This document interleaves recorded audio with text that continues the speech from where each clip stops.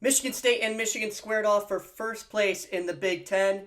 Illinois traveled to Madison Square Garden to face top-ranked prospects in college basketball in the shape of the Big Ten, next on Austin's Academy of Sports.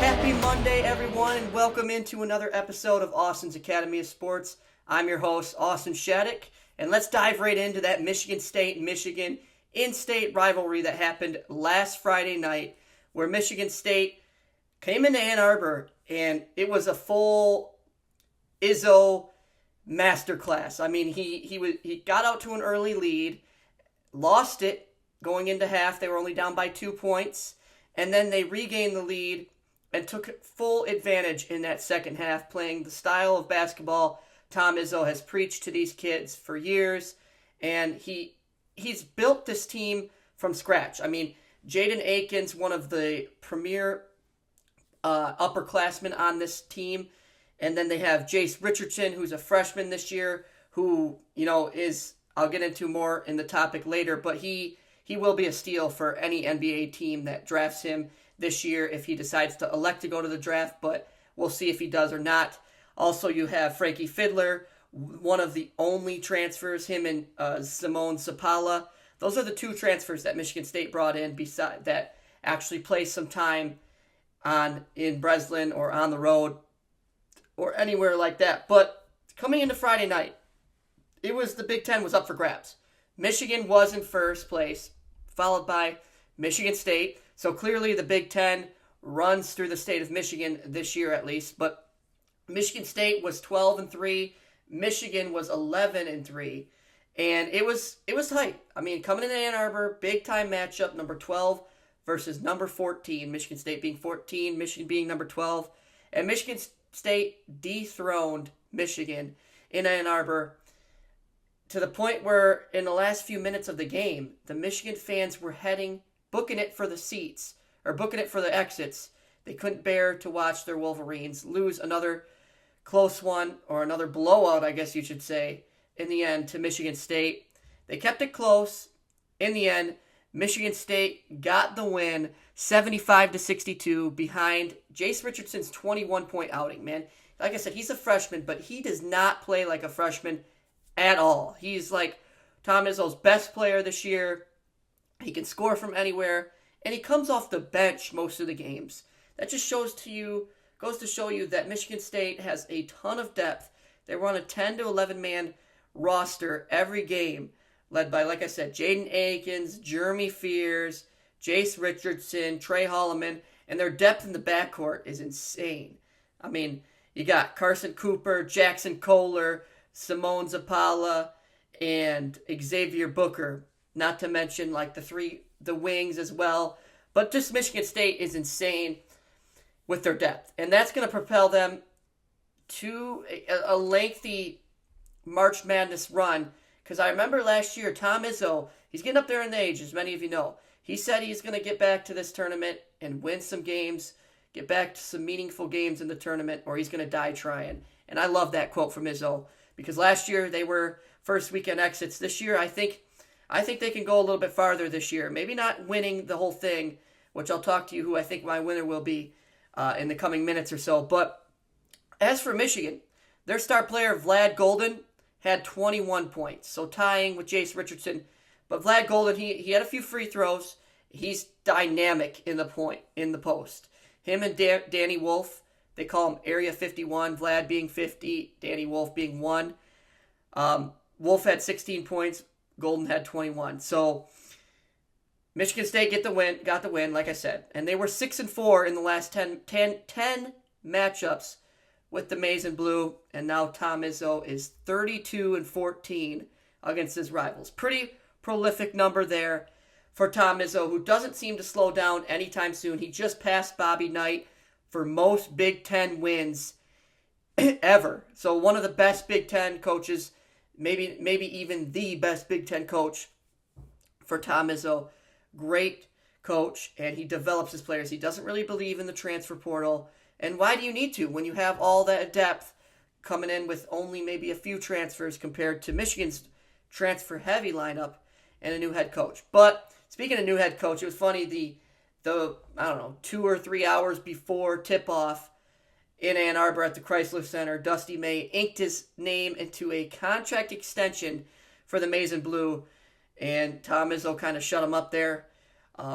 It's just the first-year rivalry. You don't know much about that rivalry, and point to be taken there. Dusty May, Vlad Golden, Danny Wolf, first year in the rivalry, took the L. Now the two teams will meet on Sunday, March 9th, in a couple of weeks for Michigan State's senior night. This time Michigan State will be home, and I don't see them losing that game. The Brez will be rocking. Another top-ranked matchup potentially for first place in the Big Ten, which I'll talk about later in the show. So moving on to another very exciting matchup that took place in New York. The Duke Blue Devils and the Illinois Fighting Illini. They were playing in a neutral site, so both teams left the conference play for one game, and it was a blowout right from the start. It was a good game, but if you're an Illinois fan, it was not a good game. And if you're a Big Ten fan, it was not a good game to watch. Environment was crazy. It was at Madison Square Garden, the Mecca, they call it, where the New York Knicks play. And Cooper Flagg may be a potential New York Knick. I doubt it, though, because the Knicks are balling this year. Cooper Flagg, projected number 1 pick for the NBA draft this year, unless he stays for another year in college, which I don't believe he will. Just to gain more money, I guess you could say, to get more NIL money and get more developed in the college atmosphere before he gets shipped off to the NBA. Side note, but Cooper Flagg, projected number 1 pick, he knocked down 16 points. Wilkan Knipple, another draft pick, maybe not 2 or 3. That would probably go to 2 members in the Big Ten on Rutgers, Ace Bailey and Dylan Harper. But Con Knipple probably top 10, maybe even top 15 for Duke. John Shire knows how to recruit NBA-level prospects, and he's got 2 of them on the team. There might even be another one. But Knipple, he knocked down 15, so not very far behind. Duke won 110 points. So talk about balanced scoring with Michigan State. They even have more balanced scoring because their 2 top players only got 31 points out of the 110. And they're missing some players too. But the 1-2 punch for the Devils is insane. They're averaging about 33 points per game. And it's just fun to watch, must-see TV when Duke is on national television on ESPN. I believe they play Tuesday night or Wednesday night. I'm not sure when they get back to conference play, but they're leading their conference in wins. They're ranked 3rd in NCAA hoops right now. The rankings, though, do come out at 1 p.m., so be sure to check those out whenever you're watching this and see who's 1, see who's 2, see who's 3. I believe Auburn is still going to be number 1. They had a convincing win over the weekend as well. But for the Illini, Kasparas Yakachonis, another draft prospect, just full of draft prospects in this game. A few on Illinois and a few on Duke. He scored 14 points and was efficient. And then Trey White, he was also efficient with 16 points. So Illini did not come to Madison Square Garden, I guess, prepared. Duke routs them 110 to 67. Yeah, 110 to 67. Crazy score on national TV. It was an 8 o'clock game, prime time on Fox.